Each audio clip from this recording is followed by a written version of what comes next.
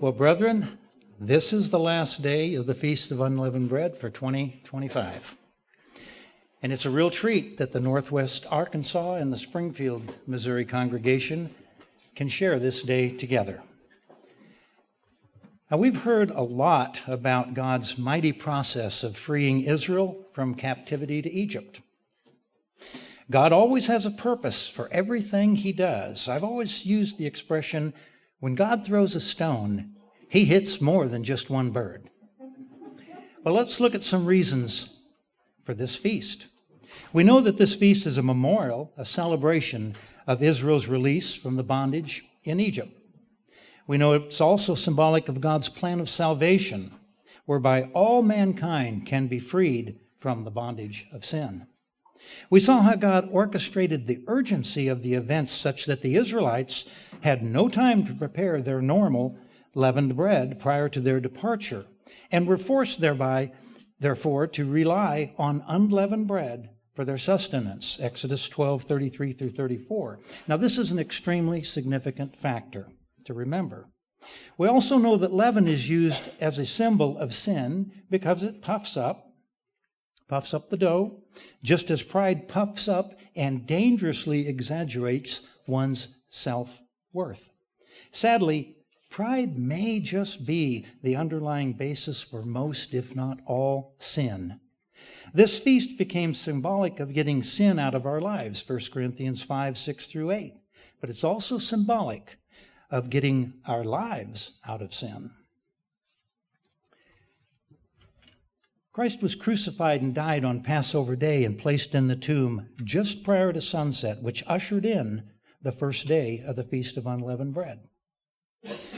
God the Father then resurrected him just as sunset neared, after having completed his third day of entombment, which then began the fourth day of unleavened bread.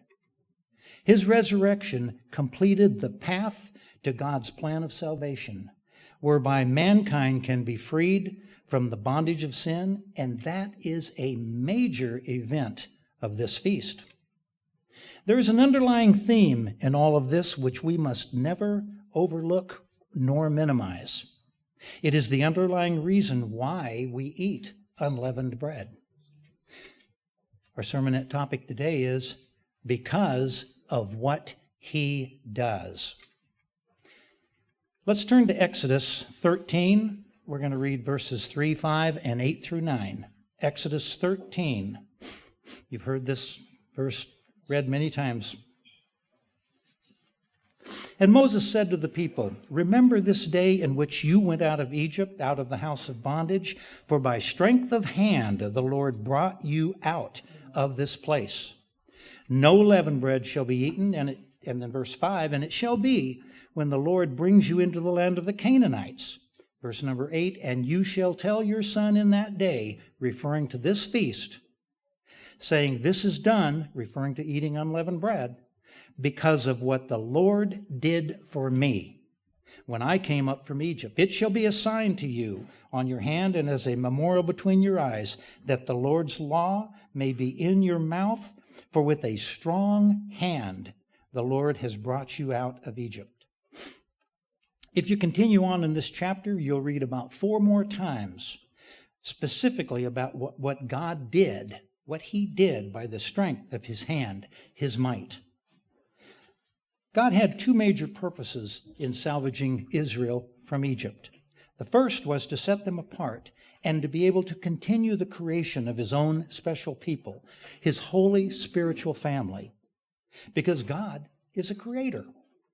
He's the greatest creator ever, and he's always creating. Man invents things and takes great glory in his inventions. But think about it. All of man's fabulous inventions are merely using the science and the materials that God had already created. From making fire to atomic energy, man created nothing. Man merely discovered what God had already created. Actually, that may have been what Solomon was referring to when he said, "Nothing is new under the sun." Ecclesiastes 1:9. I've told the story before to the Springfield congregation, which I'll repeat here for the benefit of our brethren from the Arkansas congregation. You see, it seems one day, a long time ago, Satan approached God, and he said arrogantly, challenged him arrogantly, and said, hey, you know that man you created? You know the one that's given you all the trouble? Well, you know, that was no really big deal. I could do the same thing. And God said, really? And Satan replied, sure, there's nothing to it. And God says, well, okay, show me. Well, Satan, he was right at it. He reached down, grabbed himself a big old hunk of dirt, and God says, ho, ho, ho, stop right there. Buddy, that's my dirt. You go find your own dirt. God is the only true creator.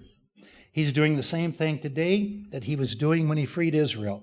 He's trying to create spiritual people, holy people, to be set apart for his spiritual family. God is calling out. He's setting apart. And that's the first step in his sanctification process. He called Israel out of Egypt and then made that possible through his might for the explicit purpose of setting them apart to be his own special people. Likewise, he called each of us out of this world. And by his might, he set us apart. And if we allow it, he will develop us spiritually to be his own special people, his holy family. Let's turn to 1 Corinthians. We're going to read verses, or 1 Corinthians 1. We're going to read verses 26 and 30 through 31. 1 Corinthians 26. Or 1 Corinthians 1, 26. And you've all heard this verse. For you see your calling, brethren, that not many wise according to the flesh, not many mighty, and not many noble are called.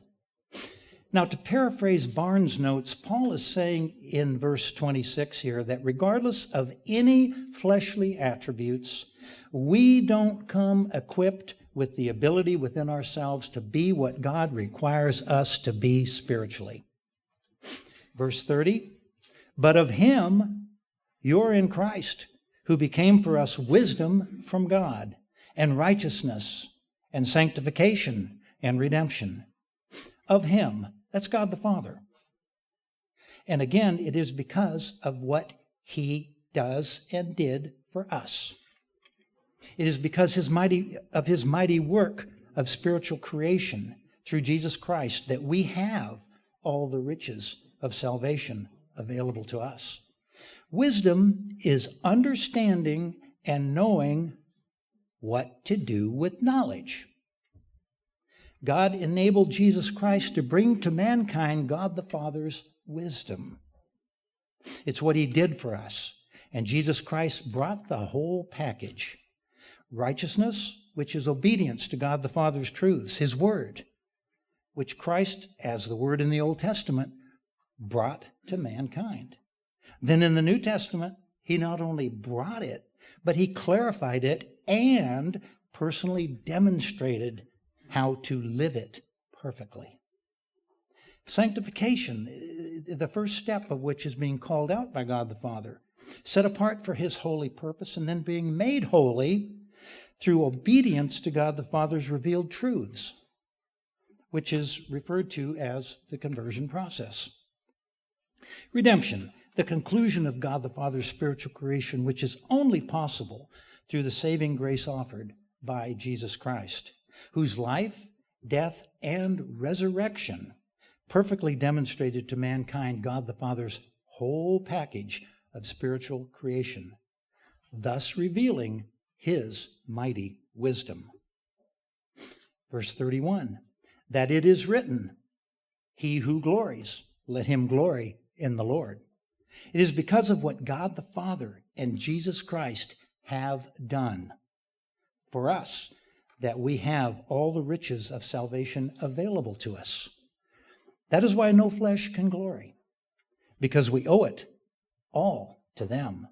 Therefore, if we glory in any of it, then we must glory in the Lord because of what he did. God the Father's spiritual creation doesn't just happen overnight. As awesome and as mighty as he is, he still has to contend with the free will that he purposely gave to mankind, to each one of us. We read repeatedly in the Old Testament of God's utter frustration with the Israelites and their refusal to embrace him and trust him through obedience to his word. Even after repeatedly having witnessed his miraculous power used on their behalf. We're no different. Our spiritual growth occurs only through our continual reverent obedience to his word, his truths. This is yet another reason why unleavened bread is so integral to this feast. And in my opinion, no doubt the underlying reason as to why God named it the Feast of Unleavened Bread. Sadly, the Israelites, for the most part, did not comprehend the depth of God's use of leaven and unleavened. We read in the New Testament where Jesus and others clarified God the Father's intended meaning. Let's turn to Matthew 16. Matthew 16. We're going to read verses 6 and then 11 through 12. Matthew 16, verse 6. Jesus says, "Take heed and beware of the leaven of the Pharisees and the Sadducees." Well, the disciples didn't grasp his meaning, so he clarified it. "How is it you don't understand that I did not speak to you about bread?" Then they understood that he did not tell them to beware of the leaven of the bread, but of the doctrine of the Pharisees and Sadducees. Jesus used leaven as a metaphor to teach this extremely valuable principle, thereby instructing his disciples, which includes us, to be extremely on guard against any false doctrine. False doctrine is contrary to God's truths and is sin, symbolically represented here by leavened bread. Let's turn to 1 Corinthians 5:8. 1 Corinthians 5:8. You've all heard this verse. "Therefore let us keep the feast," that's the feast of unleavened bread, "not with old leaven, nor with the leaven of malice or wickedness, but with the unleavened bread of sincerity and truth." Paul here describes unleavened bread as being symbolic of God's truth, and we should take in his truths with sincerity, just as we sincerely desire physical food. Now we see yet another aspect of the symbolism of why God commanded us to eat only unleavened bread during this holy feast. He's telling us that by controlling our free will and feeding daily on his word, his truths, this is how he will be able to create us spiritually. Conversely, feeding on the world's leaven, its falsehoods, its humanistic philosophies, which may on the surface seem, okay, harmless, but if given time, will stunt, if not stop, our spiritual growth. When we feed daily on God's unleavened spiritual truths, we ingest a nutritional spiritual diet which enables us, with the help of God the Father's Holy Spirit, to have the wisdom to discern and reject false doctrines and which are a nuisance and an impediment to our spiritual growth. Our physical being sustains and grows on a daily intake of nutritious food, and so does our spiritual being, which is how God is creating his spiritual family. Now, the second part of God's mighty agenda in salvaging Israel from Egypt's clutches was to create witnesses of himself. When Israel finally reached the Promised Land, it was because of what God did in Egypt, what he did in their crossing of the Red Sea and destroying the mightiest army in the world at that time, what he did in the wilderness in their 40-year timeout period for bad behavior, and what he did in their overwhelming victories on the east side of the Jordan River just prior to crossing and entering into the Promised Land. All these events were an unbelievable display of his might, his realness, and not just to the Israelites, but also to all the peoples in that part of the world. When the Israelites obeyed God, they made the headlines and so did God. We know this to be true because we read in Joshua 2, 9 through 11, we won't go there, about the account of the two spies who were protected by Rahab when they reconnoitered Jericho just prior to Israel's attack. She acknowledged God's existence, his sovereign authority over heaven and earth, and his mighty power. And she desperately wanted a relationship with God for she and her family. Why? Because the Israelites were obedient to God's will. Brethren, when we're doing our part in the conversion process, which is steadfast obedience to his word, his truths, then he can accomplish his part, which is our spiritual creation through Jesus Christ.